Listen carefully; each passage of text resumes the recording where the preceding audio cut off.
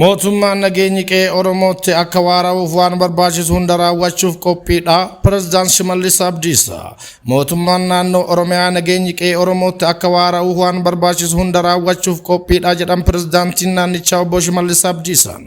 Korri nageenyaa guddaan qeerroo fi qarree guutuu Oromiyaa hirmaachise magaalaa Bishooftuutti gaggeeffamaa ture goolabameera. Korri kun ergaa ijoo wal ajjeechaan obboleewwanii haa dhaabbatu, nageenyi waaraan fulla insaan hamir kanaawu jedhuun gaggeeffamaa kan turee fi akeeka guddaa sagalee qawwee calliseen wal ajjeechaa obboleewwanii dhaabuun boqqonnaa nageenyaa fi tasgabbii haaraa guutuu Oromiyaatti mirkaneessuu kan qabu ta'uu hubachuun danda'ameera. Pireezidaantiin mootummaa naannoo Oromiyaa obbo Shimallis Abdiisaa kora kanarratti argamuun akka jedhanitti gamtaan qeerroo dargaggoo Oromoo sagaleen qawwee qe'ee Oromoo irraa callisee nagaan akka waara'u sochiin eegale kun seenaan kan yaadatu ta'uu kaasuun yeroo ammaa boqqonnaan qabsoo Oromoo boqqonnaa wal ajjeesuu cufee qabsicha gara gulantaatti aanutti ceesisuu qabas jedhani.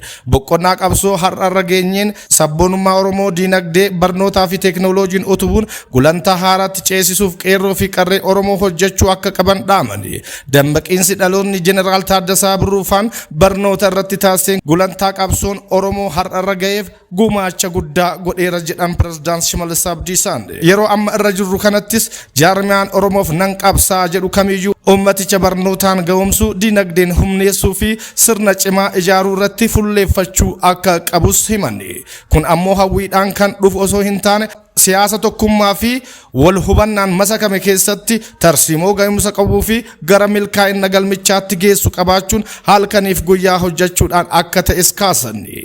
Galmi qabsoo keenyaa akka ariitii barbaaduun milkaa'uuf sonaa fi aadaa sirna gadaa irraa dhaalle obbolummaa cimsuun hariiroo uummata Itoophiyaa waliin qabnu cimsuu qabna jechuun dubbatani. Itti dabaluunis carraa uummanni Oromoo yeroo ammaa qabu hooggansa yaadaa fi ga'umsa hunda galeessa qabu argachuu ta'uu ibsuni.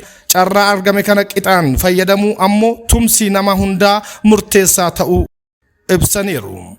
Dubartoonni mirga isaaniif kennametti fayyadamuun siyaasa keessatti hirmaannaa isaanii guddisuu qabu. Aadde Saadaa Abdurrahmaan dubartoonni mirga isaaniif kennametti fayyadamuun filannoo marsaa 7ffaa irratti hirmaachuun siyaasa keessatti hirmaannaa isaanii guddisuu qabu jedhan afayaa'iin caffee Oromiyaa Aadde Saadaa Abdurrahmaan. Fooramiin hooggansa dubartootaa naannoo Oromiyaa mata duree sagaleen dubartootaa walqixxummaa fi badhaadhina biyyaaf jedhuun magaalaa Adaamaatti gaggeeffamaa jira. Aadde Saadaa Abdurrahmaan wayitaa kana sirnoota darban keessa sagalee fi eenyummaan dubartootaa dhokatee turuu yaadachiisuun qabsoo hadhaawaa taasifameen cabuu ibsaniiru. Yeroo ammaa lakkoofsi hooggantoota dubartootaa sadarkaa hundatti dabalaa akka jirus eeraniiru. Dubartoonni mirga isaaniif kenname fayyadamuun filannoo marsaa 7ffaa irratti filachuuf taajabdummaan hirmaachuun siyaasa keessatti hirmaannaa isaanii akka guddisan dhaamaniiru. Hooggantuun biiroo dhimma dubartootaa fi daa'imman Oromiyaa Aadde Maabiraat Baacaa gama isaaniitiin kaayyoon hundeeffama fooramii kana qindoominaa fi hirmaannaa dubartootaa guddisuuf hooggansa dubartootaa cimsuuf akka ta'e ibsaniiru. Mootummaanis hirmaannaa fi fayyadamummaa dubartootaa mirkaneessuuf hojjechaa jiraachuu ibsuu isaanii ragaan biiroo koominikeeshinii Oromiyaa irraa argame ni mul'isa. Raayyaan waraana ittisuu fi yeroo gabaabaa keessatti faayidaa biyyaalessaa eegsisu ijaarame. Leetinaal Jeneraal Shumaa Abdataa Itoophiyaan diinota ishee jilbifachiisaa turte. Har'as ijoollee isheen kabajamtee ni jiraatti jedhan ajajaan duula addaa Leetinaal Jeneraal Shumaa Abdataan.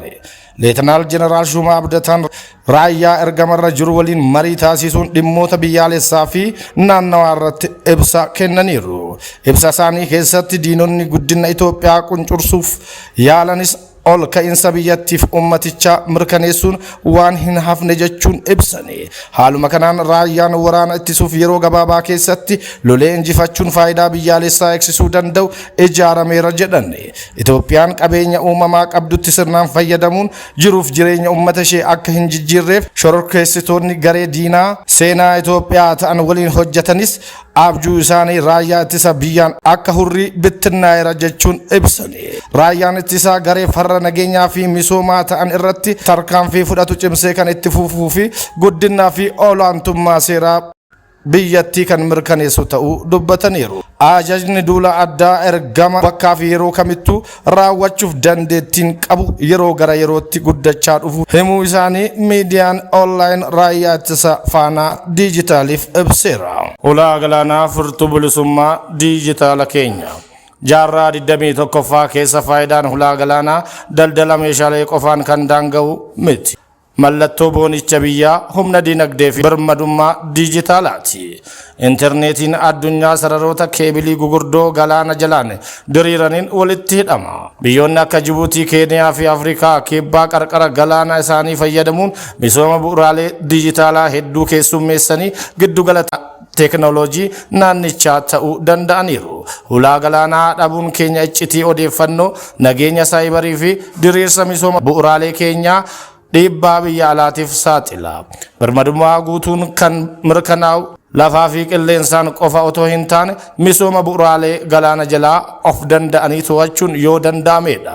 Itoophiyaan karaa nagaa fi seeraan ulaa galaanaa argachuuf tattaaffiin gochaa jirtu wabii guddina dinagdee, nageenya biyyaalessaa fi bilisummaa diijitaalaa dhaloota boruutiif mirkaneessuu fi ulaa galaanaa argachuun birmadummaa diijitaala keenyaaf murteessaadha. Haleellaa marsaa lammaffaa Huutii fi waraana lafoo Ameerikaa. Waraana Ameerikaa, Israa'elii fi Iraanitti kan makame gareen hidhattoota Yaman Huutiin Israa'el irratti yeroo lammaffaaf haleellaa raawwachuu beeksiseera. Garichi xiyyeeffannaawwan waraana Israa'el irratti haleellaawwan misaa'ilaa fi diroonii raawwachuu dubbi himaan garichaa Yahiyyaa Saariin ibsaniiru. Garichi guyyoottan itti aananittis haleellaa wal fakkaataa akka raawwatu akeekkachiisu BBC'n gabaaseera. Gama biraan Ameerikaan Iraanitti duula addaa waraana lafarraa bobbaasuuf qophiirra akka jirtu dhagahameera. Waraanni Ameerikaa loltoota 10,000 lakkaa'amanii fi duula waraana lafoo torbaanota turu eegaluuf karoorsuu ibseera. Karoorri kun hanga ammaatti pirezidaantii biyyattii Doonaald Tiraamp irraa eeyyama akka hin arganne aangawoota biyyattii wabeeffachuun Washington Post gabaaseera.